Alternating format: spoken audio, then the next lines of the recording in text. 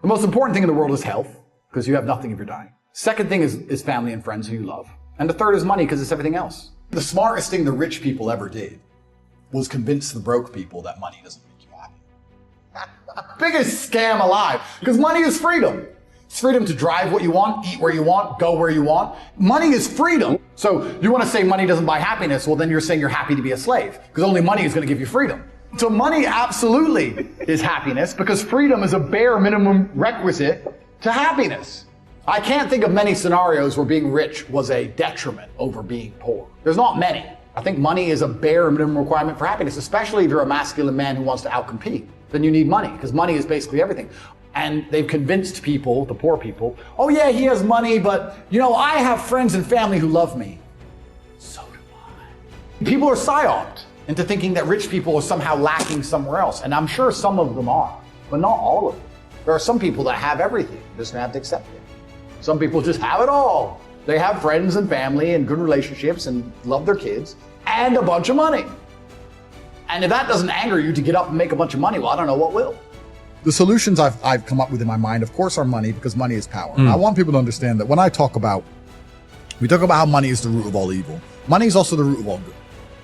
Money is the vested time and interest of other humans. If you have a bunch of money, you have the stored energy of other people. I'll give you a very simple example. I have money, so I can get somebody to sweep my floor. I have their stored time and energy in a note or on a bank balance, where I can make them sweep the floor for as many hours as I so choose, because I can afford to pay them. It's stored time and energy of other people. So for evil to be done, it requires the time and energy of humans. And for good to be done, it requires the time and energy of humans. So money is like gunpowder. It can be used for good. It can be used for bad. It's like germ theory. You can save people's lives, or you can create a pathogen that decimates a populace. So it can go both ways. Money is certainly an answer, because if you're completely broke, it's hard for you to influence other people and influence the world by extension. So money is super important. And the other thing I think is important is fraternity and brotherhood, and living for something larger than just money itself. I've never in my life seen anyone who's determined to get something not get it. I've never seen somebody who is determined in their heart to get something not get it. The universe and God is so giving and providing. People think it's difficult out here. I disagree. I've never seen someone wake up and say, nah, this is all I care about. This is all I want. Not get it. Everyone who thought that way in fighting was a world champion. Everyone who thought that way about money was rich. I've never seen anyone fail. Bro, I've seen people with no credit score and no job determined to get an R8 manage to get one on finance somehow. I've seen it. If it's all you want, you're going to get it. You're going to find a way to You're going to find a way. Yeah. People go, oh, I want this. If you wanted it, you'd have it. People often say, if you try your best, it's okay to fail. But what they don't understand, the true secret to the universe is that if you try your best, you never fail. Yeah. That's what people don't understand. And most people aren't trying. They aren't trying. They don't know what trying is. People are genuinely not out here giving their absolute best, because if you were, you'd have everything you've ever desired. You'd have anything you've ever wanted and asked for. Instead, what people do is they cope and convince themselves. Oh, I tried, but I need a work-life balance, and it's hard, and I was trying. All garbage, all cope. I can't stop myself working as a person who doesn't need money. And then there's people with no money who don't work. It blows my mind, which is why the winners are winners and the losers are losers. Losers do a little bit of work and rest. Winners work as hard as possible and worry they're not working hard enough. It's just a separation of personality types. I have something I sent in my email recently. I said, you could give the average man a brand new Ferrari and a road map and a coffee and a full tank of gas and tell him the destination, success. And halfway along the drive, he'll quit because it's too far. No matter how well you set it up for people, they'll quit. It's over 10% into the year now. I wonder if anyone who made a New Year's resolution sits and says, it's over 10% into the year. Am I at 10% of my goal? Because your ass said you were going to be a millionaire when you were drunk on New Year's Eve. Well, you need to have 100 grand saved. Do you have 100,000? Have you even done the feedback on your own goal you made 30 short days ago to realize that you're nowhere near it and you're not going to make it? No. Oh, I got the rest of the year. And then wonder why they fail. You should have a daily target. Not enough people look back on what they did and identify where they made a mistake. And some people will do it when they lose. But the true professionals do it when they win. When my dad was playing a chess game, if he won the game, he would still analyze the game and see if he could have lost, where it could have gone wrong, how he could have won faster, what mistakes he did make, what he did well, what he did wrong, win or lose. So many people will sit in a scenario where everything went wrong and go, in fact, correction, not so many people. I would say 75% of people will not ever self-analyze the situation they're in, they'll blame everyone else. If they went to jail like I did, they'd say, they put me in jail because they're liars and the Matrix did it. Fine. True. But when I was in jail, I was like, how did I get here? What did I do?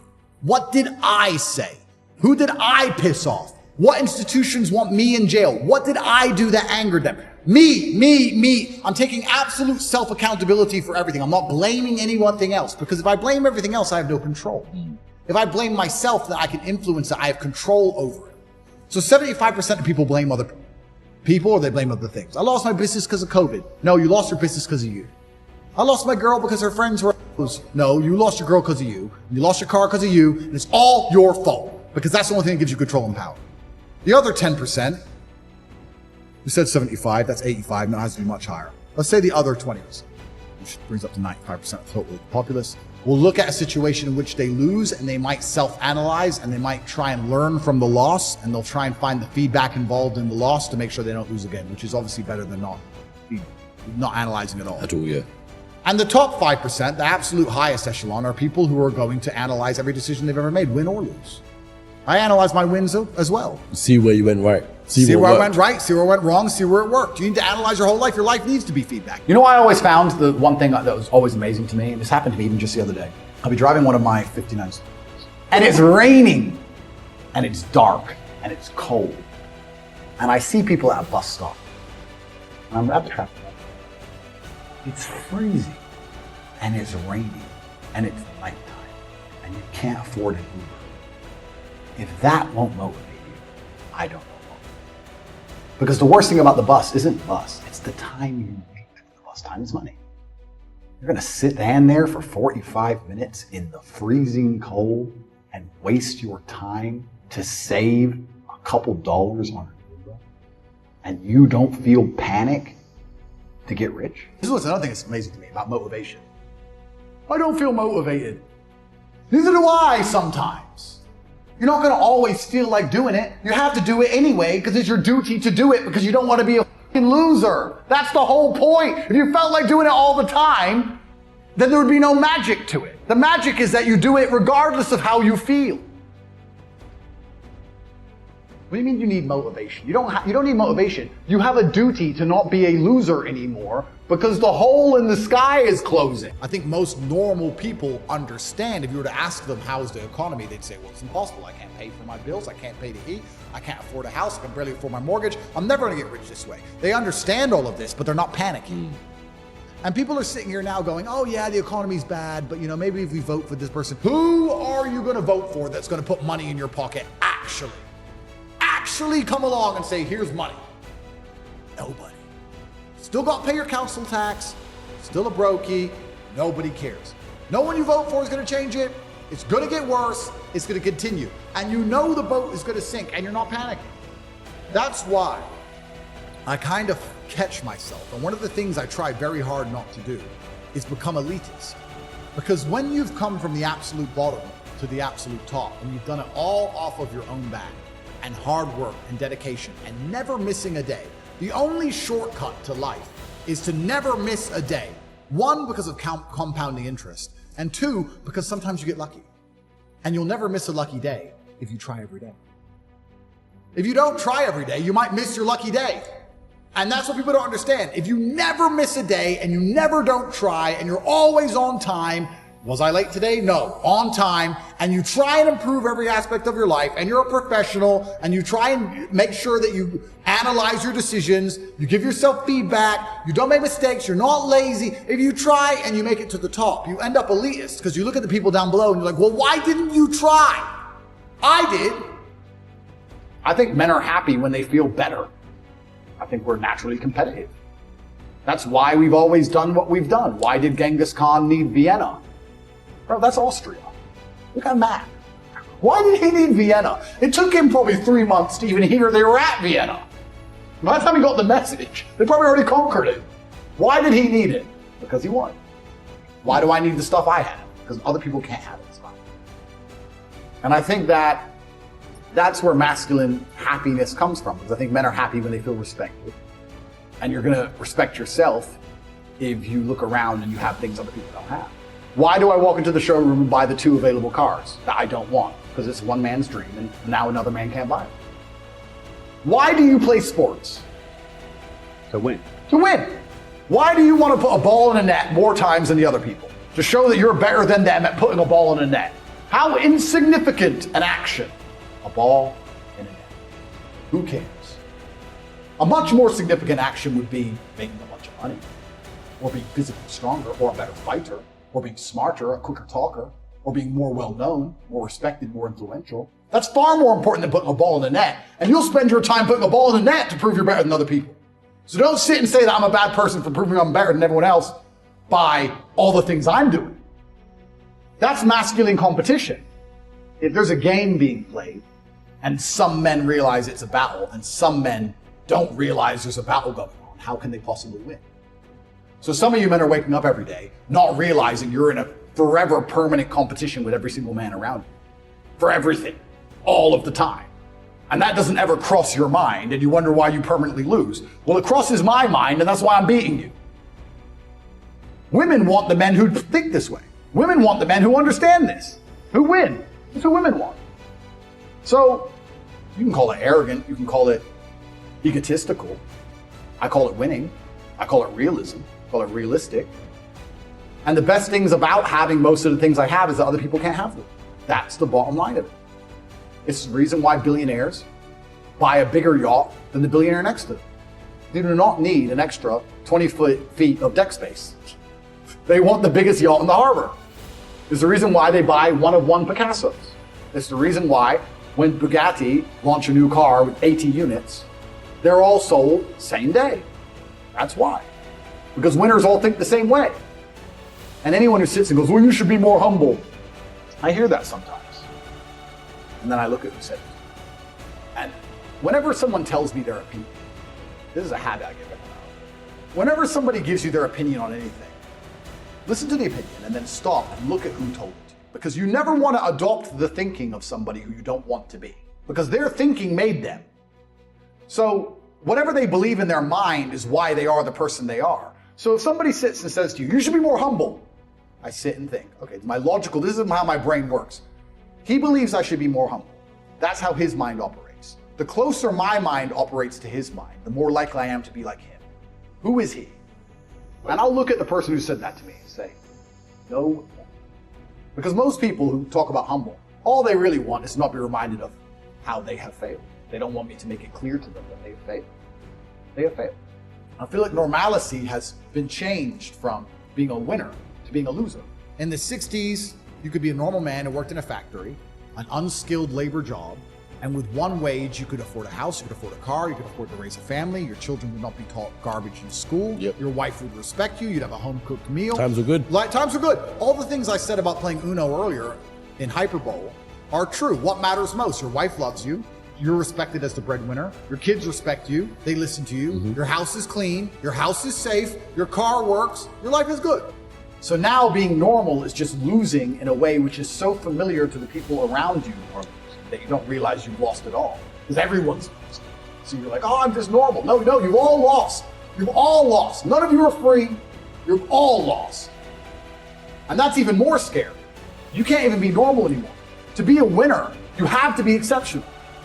You could be a winner as a normal person only 50, 60 years ago. Now the normal people can't even win. So you need to be able to do amazing things and then be proud of yourself. Don't sit and think you're great for no reason. That is arrogance.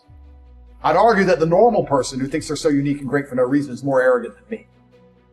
The problem with most people in the world today is not that they do a normal thing, it's that they do a normal thing and they don't try to be the best at it. So you can be a barista and you can just make coffees, or you can be a barista that makes the fancy coffees and can turn over all the cups and do like the tricks and all the garbage. We have a man who became a billionaire from salt. Yes. From salt. You can all put salt on, he did it the best. Bam. So the first thing you need to do is get very good at making coffees. That's the first thing you need to do. Be able to do it in a fancy way. Then you need to solicit attention. Well, you can make coffees in a fancy way. You can hire a videographer. You can then begin to make fancy coffees in a fancy way, and you can make it look good with a finalized product, and you can get a nice video made that's well cut with some fancy music. You can begin to put them on Instagram and solicit people to watch your Instagram. Now you have attention. How do you then turn that attention into money after, again, to show your fancy coffees? Well, you could, let's say, put together a course or an academy or write a book on the magic of coffee or the secrets of coffee. And you put a mystery on it. Don't say, I'll teach you how to make coffee. No, say the secrets of coffee. You'd have a link in your Instagram page, and it would be $9. And it would tell people the secrets how to make coffee. You'd start to sell that for $9. You'd make a couple hundred or a couple thousand, not too much, but you continue to make fancy coffees. People continue to go to your Instagram page. You're now selling the secrets of how to make coffee. Then, after people start knowing you as being a barista, you start to make these $9. You have $20,000, $30,000 in the bank. What you can do is launch your own coffee brand. You can go to Alibaba.com. You can find some coffee beans. Put your face on it because your face is now a recognized brand. You can get your own coffee beans. You can begin to sell them on Instagram. Before you know it, you're making $10,000 or $15,000 a month. You can start to do tours. You can start to put posters on your Instagram or in your Instagram stories saying, I'm going to do master classes on how to make coffee, 20 people only, $1,000 each at this premium barista specialty coffee shop in London. The coffee shop will allow you to do it for free because they want people to know, get the advertising from you and your brand. You'll charge $1,000 each. That's 20 grand for a day. They teach people how to pour milk in a cup. Boom. You've got a coffee brand. You've got an online school. You're doing seminars. You put in a little bit of effort. Now you drive a Ferrari. Done. It is that easy to get rich in the world today if you actually try. You try. Instead, you'll go to work every day, make the coffees, go home, off. Some people are so lazy that they will work every day instead of get rich. And they think because they're working every day that they're not lazy. Everything I just told you about that could work for an electrician. See, teach people how to wire a plug. Who gives you? You'll make some money if you try. So I think the best mental model of a man is to understand that you cannot be normal. You need to be exceptional. You need to do exceptional things. That ties into the exceptionally good and the exceptionally bad, like we talked about, which means you need to be hard on yourself so you can deal with the exceptionally bad. And if you start to do all these things, they all compound. Everything I've said across all these hours all tie into each other, and you end up in one result. You end up in one place, which is brutal competence, brutal masculine competence. There's nowhere else to be. Nothing will save you besides your own brutal competence. Or I believe that getting rich is one of the best things you can possibly do to help save you.